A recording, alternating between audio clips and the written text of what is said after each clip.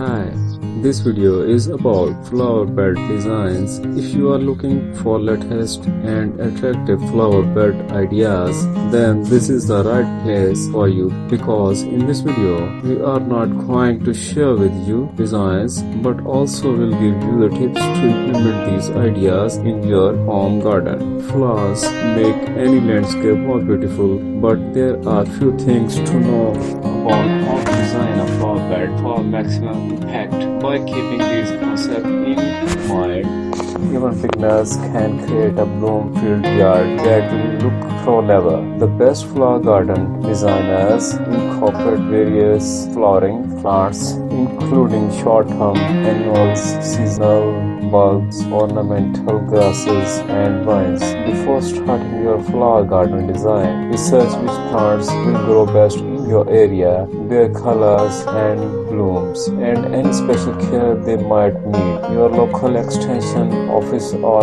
public garden is a good starting place. Your personal preference or your home architecture style can help set parameters of your garden's style and size. Also, different flower garden design ideas and techniques lend themselves to different types of plants. For example, a contemporary landscape might take a minimalist approach and clearly define flower beds with hard lines. Note: consider creating a perennial cutting garden if you enjoy bringing flowers indoors. Flowering plants can be arranged in beds of almost any shape and size, from expansive rectangles to tight corner beds. To get an idea of how your flower garden will fit into the rest of your landscape, use a garden hose to outline the edges before you start digging. Then walk around the bed, look at the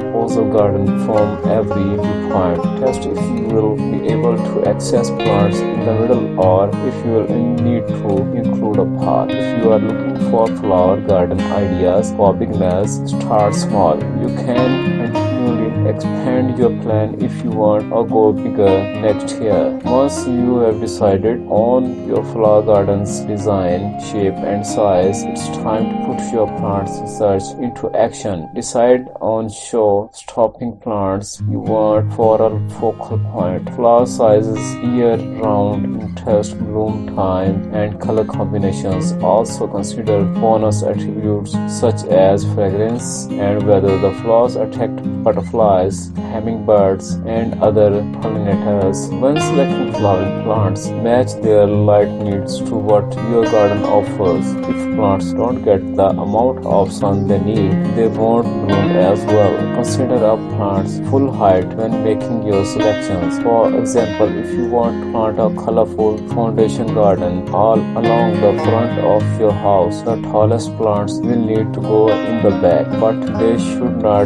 be so tall that they block windows or doors. The tallest plants should go in the center of your flower garden design is an island. Also keep a plant's mature overall size in mind to ensure it has enough room to grow without crowding its neighbors or spilling out of the bed too much. Experienced flower garden designers always include a variety of plants with year-round interest and status bloom times. Evaluate both factors before selecting plants. You don't want to create a garden full of color in the summertime but bare in autumn. That's another research. It's essential to combine different types of plants. It's easier to cover all the seasons. For example, you can rely on shrubs to provide spring blooms and winter structure, summertime perennial and fall blooming annuals. Creating the best color combination in your flower garden design can be tricky. A good place to start is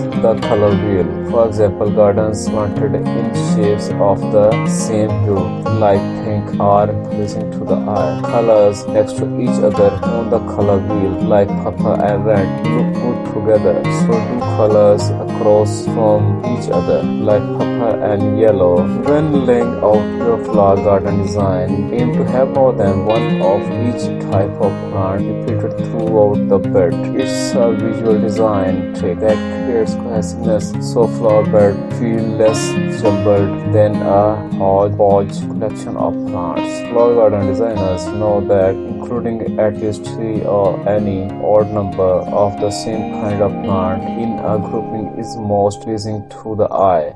It also feels more dynamic as opposed to a more symmetrical look from even numbers. Every garden bed, no matter how big or small, needs a focal point that gives the eye a place to start before moving on the rest of the flower bed. That could mean anchoring a large bed with boxwood shrubs in the corner and a flower shrub in the middle, or planting a mass of a single flower type in the center of a skinny border. So at the end of this video, we want to request you to please don't forget to subscribe, like and share the video.